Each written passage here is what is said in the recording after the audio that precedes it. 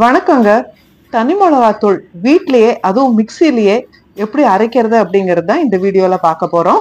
மிளகா பொடி அரைக்கிறதுக்கு சொல்லி தரணுமான்னு கேட்பீங்க. இப்பதான் புதுசா சமையல் கத்துக்கிட்டு பண்ணிட்டு இருக்கிறவங்களுக்கு இந்த மாதிரி விஷயங்கள்லாம் கொஞ்சம் தெரியாது.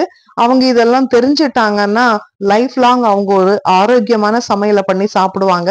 அதுக்காக தான் இந்த பதிவை கொடுத்துட்டு இருக்கேன். வீட்ல மிளகா பொடி அரைச்சோம்னா சுத்தமா சுகாதாரமா கலப்படம் இல்லாம இருக்குங்க. கடையில பாக்கெட்ல வாங்குற மிளகா பொடி எல்லாம் தரமான மிளகா தான் போட்டு அரைச்சிருப்பாங்களா அப்படிங்கிறது நமக்கு தெரியாது. பாக்கெட் பண்ணி அது ரொம்ப நாள் கெடாம இருக்கணும் அப்படிங்கிறதுக்காக ஏதாவது ப்ரிசர்வேட்டிவ்ஸ் ஆட் பண்ணிருக்காங்களா அப்படிங்கறதும் நமக்கு தெரியாது. பாக்கெட்ல வாங்குற நிறைய மிளகா பொடி ஒரிஜினலா அது மிளகாவோட கலரானே தெரியலங்க. நிறைய மிளகா பொடியில அந்த கலர் பவுடர் கலக்குறாங்க. அதனால செக்க செவேர்னு இருக்கு. அந்த கலர் பவுடர் கலந்த உணவுகள்லாம் நம்ம ஆரோக்கியத்துக்கு ரொம்ப கெடுதல். அந்த மாதிரி மிளகா பொடியெல்லாம் வாங்கி நம்ம ஒரு வருஷத்துக்கு பயன்படுத்தக்கூடிய ஊறுகாய் இதுல எல்லாம் சேர்க்கறது அவ்வளவு நல்லது இல்லைங்க. அதனால வீட்லயே நம்மளே நேரடியா மிளகா வாங்கி அதை நல்லா செக் பண்ணி நம்ம அரைச்சு வச்சுட்டோம்னா நம்ம ஆரோக்கியத்துக்கு ரொம்ப நல்லது. இப்பெல்லாம் அந்த மிளகால ஒரு மாதிரி பழுப்பா இருக்கிற அந்த மிளகா, அப்புறம் ஃபங்கஸ் வந்த மிளகா, இதெல்லாம் போட்டு அரைக்கும் போது கேன்சர் வரக்கூட வாய்ப்பு இருக்கு அப்படிங்கறது சொல்றாங்க. வெளியே வாங்குற மிளகா பொடி கலரா இருக்கும் அப்படின்னு ஆசைப்பட்டு வாங்கி நிறைய பேர் வியாதிய வாங்கிக்கிறோம். எதுக்கு வம்பு? நம்மளே நேரடியா மிளகாவை வாங்கி வீட்லயே மிளகா பொடி மிக்சிலேயே அரைச்சுக்கலாங்க. வீட்லயே மிளகா பொடி அரைக்கிறது ரொம்ப ஈஸி தான். தனி மிளகாத்தூள் அரைக்கிறதுக்கு மிளகா வத்தல் வாங்கும் போது நல்ல புது மிளகா வத்தலா அப்படிங்கிறத பார்த்து வாங்கணும். மிளகா வாங்கும் போதே கொஞ்சம் உடைச்சு பார்த்தோம்னா உள்ள ஃபங்கஸ் இருக்கா என்னங்கிறது தெரியும். மிளகா வாங்கிட்டு வந்து அதுல அந்த பழுப்பான மிளகா அதெல்லாம் இருந்தா முதல்ல அதை நீக்கிடணும். ஒரு தாம்பாளத்திலயோ இல்லைன்னா துணியிலயோ போட்டு நல்ல வெயில்ல காய வைக்கணுங்க. இந்த மாதிரி மொரன்னு அது நல்லா காஞ்சிருக்கணும். இந்த மாதிரி கலகலன்னு சவுண்டு வரணும். அந்த அளவுக்கு மிளகா நல்லா காயணும். வெயில்ல காய வச்சு எடுத்து நம்ம பயன்படுத்துறது தான் நல்லது. இயற்கையான சூரிய சக்தி அதுல சேர்ந்துருக்கும். மிளகா மொறுமொறுன்னு இல்லையேன்னு நம்ம வானிலையில போட்டு வறுத்து அரைச்சோம்னா மிளகா பொடி அவ்வளவு நல்லா இருக்காது. மிளகா நல்லா கலகலன்னு காஞ்சதுக்கு அப்புறமா மிளகாவோட காம்பு பூரா கிள்ளிடணும். உங்க வீட்டுல எந்த மிக்சி ஜார் நல்ல நைஸா அரையுமோ அந்த ஜார் எடுத்துக்கோங்க.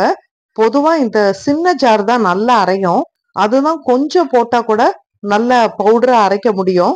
பொதுவா சின்ன ஜார்ல அரைச்சாதான் நமக்கு இந்த பவுடர்ஸ் எல்லாம் நல்லா கிடைக்கும். மிளகாவோட காம்பை நீக்கிட்டு கொஞ்சம் மிளகாய மிக்சியில போட்டுக்கலாம்.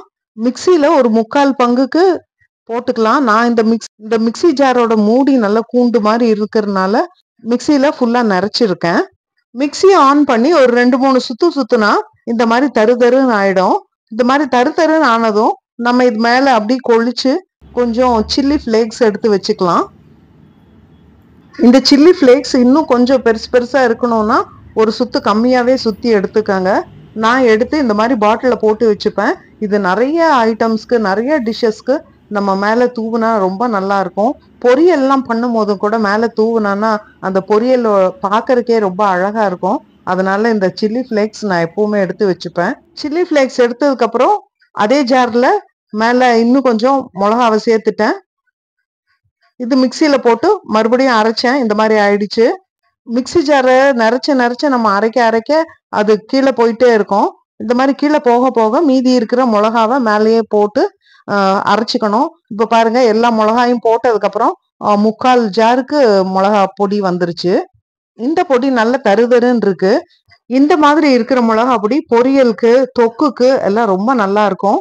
இந்த மிளகா இந்த மாதிரி கொஞ்சம் தருப்பா போட்டானா தொக்கு பாக்குறதுக்கே ரொம்ப நல்லா இருக்கும். ஊறுகாக்கெல்லாம் இந்த மாதிரி கொஞ்சம் தருன்னு போட்டா ஊறுகாய் பாக்குறதுக்கே ரொம்ப நல்லா இருக்கும். இப்படியே எடுத்து வச்சுக்கிறதுனால வச்சுக்கலாம்.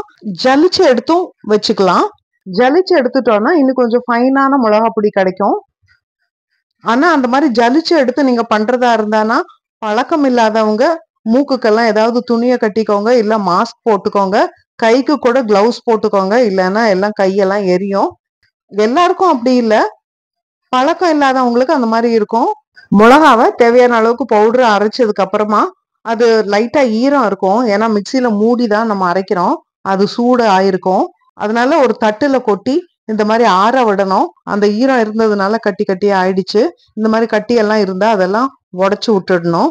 அந்த மிக்ஸி ஜார்ல இருக்கிறதெல்லாம் ஃபுல்லா எல்லாம் ஸ்பூனோ இல்லைன்னா ஸ்பாட்டுலாவோ யூஸ் பண்ணுங்க. இந்த மாதிரி மிக்ஸி ஜார்ல இருக்கிறத சுத்தமா எடுத்து போட்டுட்டு தட்டுல கொஞ்ச நேரம் ஆற விடலாம். கொஞ்சம் ஆற விட்டதுக்கு அப்புறமா தான் ஜலிக்கணும். அந்த சூடும் ஈரமும் இருக்கும் போதே ஜலிச்சோம்னா ஜல்லடையில எல்லாம் ஒட்டிக்கும். அதனால கொஞ்ச நேரம் ஆற விட்டுடலாம். இப்ப மிளகா பொடி நல்லா ஆறிடுச்சு. கலரும் பாருங்க நல்லா வந்துருச்சு. இதுல பாத்தீங்கன்னா நான் வெறும் மிளகா வத்தல் தான் யூஸ் பண்ணியிருக்கேன். காஷ்மீரி சில்லி கூட யூஸ் பண்ணல. இருந்தாலுமே நல்ல கலர் வந்திருக்கு. இப்போ இந்த மாதிரி ஜல்லடையில போட்டு அப்படி கொஞ்சம் கொஞ்சமா போட்டு ஜலிச்சுக்கலாம்.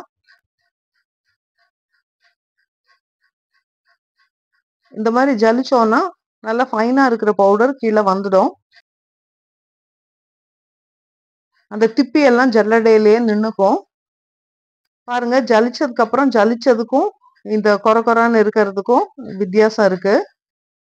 நல்லா ஃபுல்லா ஜலிச்சு முடிச்சதுக்கு அப்புறமா எல்லாத்தையும் ஜலிச்சு முடிச்சதுக்கு அப்புறம் எல்லா கப்பையும் ஒன்னா ஒரு இது மாதிரி மிக்ஸி ஜார்ல எல்லாத்தையும் ஒன்னா போட்டு மறுபடியும் ஒரு வாட்டி இதை அரைச்சு இதையும் அதுல ஜலிச்சு கலந்துடலாம். இந்த மாதிரி ஜலிச்சு எடுத்துட்டோம்னா மிளகா பொடி தயாருங்க. இவ்வளவு ஈஸியா வீட்லயே மிளகா பொடி பண்ணிடலாம். இந்த மிளகா பொடியை ஒரு பாட்டில போட்டு வச்சுக்கலாம். மிளகா பொடியை அரைச்சு முடிச்சாச்சு, இன்னும் காம்பு எடுத்து போடல அப்படின்னு நினைப்பீங்க. சும்மா இது மிளகா பொடின்னு காட்டுறதுக்காக அந்த காம்பு எல்லாம் இங்க கொட்டி விட்டுருக்குறேன். இந்த மிளகா பொடியை ஒரு பாட்டில போட்டு வச்சுட்டோம்னா நல்லா யூஸ் பண்ணலாம். இது ஊறுகாய் போடுற சீசன், அதனால நமக்கு மிளகா பொடி நிறைய தேவைப்படும். ஊறுகாய் போடுறதுக்காக நான் இந்த மாதிரி மிளகா பொடியை ரெடி பண்ணி வச்சிருக்கேன். ஊறுகாயெல்லாம் நம்ம ஒரு வருஷத்துக்கு வச்சுக்கக்கூடிய ஐட்டம். அதுக்கெல்லாம் இந்த கலப்பட பொடி இல்லை கடையில வாங்கின பழைய பொடிகள்லாம் வாங்கி போடாதீங்க. இந்த மாதிரி ஃப்ரெஷ்ஷா வீட்டில் அரைச்சு போடுங்க. நீங்க வாங்குற மிளகால உங்களுக்கு மிளகா பொடி கலர் பத்தாது அப்படின்னு நினைச்சீங்கன்னா கூட கொஞ்சம் ஒரு 100 கிராமோ 50 கிராமோ காஷ்மீரி மிளகா வாங்கி அதையும் நல்லா காய வச்சு அரைச்சிடுங்க. நல்ல கலராகவும் இருக்கும் பவுடர். வெயில் நல்லா அடிக்கிறதுக்கும் மிளகா ஒரே நாள்ல காஞ்சு போகுது. இந்த மாதிரி வீட்டிலேயே பண்றது எவ்வளவு ஈஸின்னு பாருங்களேன். நிறைய பண்ணாதான் கஷ்டம். கொஞ்சமா ஒரு மாசத்துக்கு அளவா ஒரே ஒரு ஜார் இல்ல அரை ஜார் அளவுக்கு அரைச்சிங்கன்னா கூட போதும். ஒரு மாசத்துக்கு நீங்க யூஸ் பண்ணலாம். அப்பப்போ ஃப்ரெஷ்ஷா அரைச்சு யூஸ் பண்ணும் போது நமக்கு வாசனை, மிளகா பொடி வாசனை ரொம்ப நல்லா இருக்கும். ஃப்ரெஷ்ஷா இருக்கிறது எப்பவுமே நல்லது. இல்ல நிறைய அரைச்சிட்டீங்கன்னா கூட நீங்க அதை ஃப்ரீசர்ல ஸ்டோர் பண்ணிட்டீங்கன்னா ரொம்ப ஒரு வருஷத்துக்கே இருக்கும், நல்லா இருக்கும். இந்த சீசன்ல இனி மாங்காய் எல்லாம் வருது பாருங்க. அதெல்லாம் வெட்டி சாப்பிடுறதுக்கும் நம்ம கடையில வாங்குற பவுடர்ஸை விட இந்த மாதிரி வீட்டுல அரைச்ச ஃப்ரெஷ்ஷான மிளகாத்தூள் சாப்பிடறதுக்கு ரொம்ப டேஸ்டா வாசனையா இருக்கும். இப்ப மிளகா பொடி ரெடி பண்ணியாச்சு. இனி மாங்காய் ஊறுகாய், மாங்காய் தொக்கு, பூண்டு ஊறுகாய் எல்லாம் போடணும். இந்த ஊறுகாயோட ரெசிபி எல்லாம் வேணும்னா நம்ம சேனல்ல சப்ஸ்கிரைப் பண்ணி வச்சுக்கோங்க. குறிப்பா ஊறுகாய்னாலே நிறைய எண்ணெய் போட்டு செய்வோம் அப்படின்வாங்க. ஆனா நான் எண்ணெயே இல்லாம ஊறுகாய் செய்வேன். நம்ம சேனல்ல ஏற்கனவே எண்ணெயே இல்லாம போட்ட மாங்காய் ஊறுகாய் இந்த மாதிரி எல்லாம் ஆல்ரெடி வீடியோ கொடுத்துருக்கேன். நீங்க இன்ட்ரெஸ்ட் இருந்ததுன்னா அதெல்லாம் செக் பண்ணி பாருங்க. இந்த வீடியோ பிடிச்சிருந்ததுன்னா லைக் பண்ணி ஷேர் பண்ணுங்க. உங்க கருத்துக்களை கமெண்ட்ஸ்ல சொல்லுங்க. நீங்க என்ன நினைக்கிறீங்க அப்படின்னு தெரிஞ்சுக்கிறதுக்கு எனக்கு யூஸ்ஃபுல்லா இருக்கும். நன்றி, வணக்கம்.